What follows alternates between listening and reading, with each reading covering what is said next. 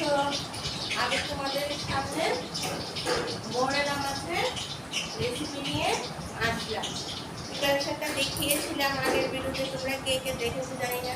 যদি আমাকে সাবস্ক্রাইব করে থাকো সকলেই আসবে। এখানে মোরেলা মাছ নিয়েছি, ধুয়ে টুয়ে পরিষ্কার করে। আর এটার মধ্যে দিয়ে যা স্বাদ মতো একটু নুন নেবেন, নুন নিয়েছি। আর আমার এই ছোটো চামচটা দিয়ে হলে 1 চামচ, আর যদি বড় চামচ হয় ছোটো চামচটাতে 2 চামচ, আর বড় চামচ হলে 1 চামচ। তাহলে একটু জিরের গুঁড়ো, একটু ধনের গুঁড়ো দিয়েছি। আর দেখো এটার মধ্যে আমি বেটে দিইনি, গুঁড়ো লঙ্কা দিইনি, এমনি যে শুকনো গুঁড়ো লঙ্কা দিয়েছি ছোটো চামচে 2 চামচ। আর দুটো এরকম বড় বড় পেঁয়াজ মিক্সিতে পেস্ট করে দিয়েছি। তোমরা যদি শিলনোড়াতে করো শিলনোড়াতেও করতে পারো।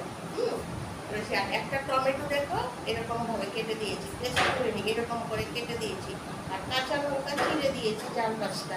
দিয়ে যতটুকু ঝাল খাবে সেই পরিমাণে, একটু ছোটো মাছ একটু ঝাল করলেই ভালো লাগবে। আর নুনটাও যে যা স্বাদ মতো দেবে। আর পেঁয়াজ বাটা দিয়েছি, একটু জিরে ধনে দিয়েছি, আর টমেটোটা দিয়েছি, দিয়ে নুনটা দিয়েছি। দেখো মোরেলা মাছটাকে আমি এভাবে মেখে নিচ্ছি। এটা কিন্তু ভেজে করলে ভালো হবে না, একবারে দিলে সবুজ বসিয়ে দিতে হবে। দেখো নুনটা দিয়ে যাক, হলুদটা দেওয়া হয়নি, হলুদটা দেবো।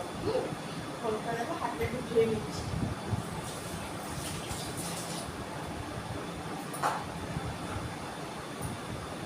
ছোটো চামচের 2 চামচ হলুদ দিয়ে দিলাম। এই দেখো হলুদটা দিয়ে দিয়েছি, এখন মেখে দেবো। আর এটা আমি করবো লাল তেল দিয়ে। এটা আমি লাল তেল দিয়ে করবো, সর্ষের তেল দিয়ে করছি, লাল তেল দিয়ে। যে যেরকম পরিমাণ তেল দিলাম, সব তেল দিয়ে হবে, যেটা আমি লাল তেল দিয়ে করছি। এখন আমি কি করবো, তেলটা আমার গরম হয়ে গেছে। এখানে একটা বড় একটা পেঁয়াজ কেটে নিয়েছি, আর একটা তেলটার মধ্যে এই পেঁয়াজটা দিয়ে দিচ্ছি।